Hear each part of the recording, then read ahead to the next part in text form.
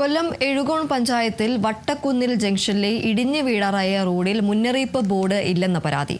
അപകട മുന്നറിയിപ്പ് നൽകാൻ ആരോ കുറെ വീപ്പുകൾ മാത്രമാണ് ഇവിടെ വെച്ചിരിക്കുന്നത്. എഴുകോൺ റൂട്ടിൽ വട്ടക്കുന്നിൽ ജംഗ്ഷനിൽ പഞ്ചായത്ത് റോഡിലാണ് ഈ ദുരവസ്ഥ. കഴിഞ്ഞ 10 വർഷത്തിലേറെയായി റോഡിന്റെ ഒരു ഭാഗം ഇടിഞ്ഞു താണിട്ട്.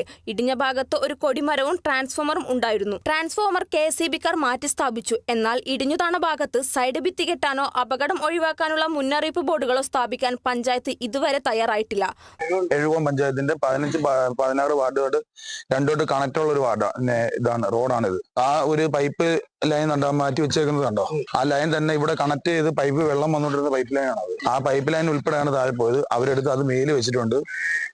പിന്നെ ഉള്ളതെന്ന് പറഞ്ഞാൽ അന്ന് സമയത്ത് ഐഷ പോറ്റി ആയിരുന്നു MLA ആയിട്ടിരുന്നത്. അന്ന് ഐഷ പോറ്റി വന്നിട്ട് ഇവിടെ റെഡിയാക്കാം എന്നൊക്കെ പറഞ്ഞിട്ടുണ്ടായിരുന്നു. പിന്നെ ഒരു വിവരവും കണ്ടിട്ടില്ല.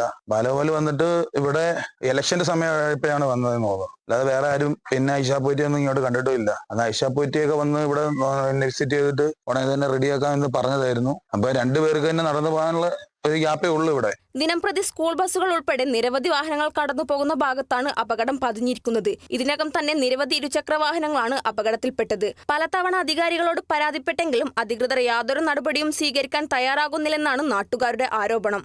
സ്ഥിരമായിട്ട് നടക്കുന്നത് വെച്ചാൽ ഈ റോഡ് ഒന്ന് പൊളിഞ്ഞു തുടങ്ങിയിട്ടുണ്ട്. കാരണം ആ ഭാഗം അത്രയും പോയത് കൊണ്ട് വണ്ടിയെല്ലാം ഇങ്ങോട്ട് കയറ്റിയെടുത്താണ് പോകുന്നത്. അപ്പൊ ആ റോഡും തകർന്നു കിടക്കുന്ന ഒരവസ്ഥയിലാണ്. പിന്നെ അതിനുശേഷം ഈ ആക്സിഡന്റ് പറ്റിയതിനു ശേഷമാണ് ഈ ബാരലൊക്കെ വെച്ചിരുന്നത്. ആദ്യം ബാരലൊന്നും ഇല്ലായിരുന്നു. പിന്നെയാണ് ഇതൊക്കെ റെഡിയാക്കിയത്.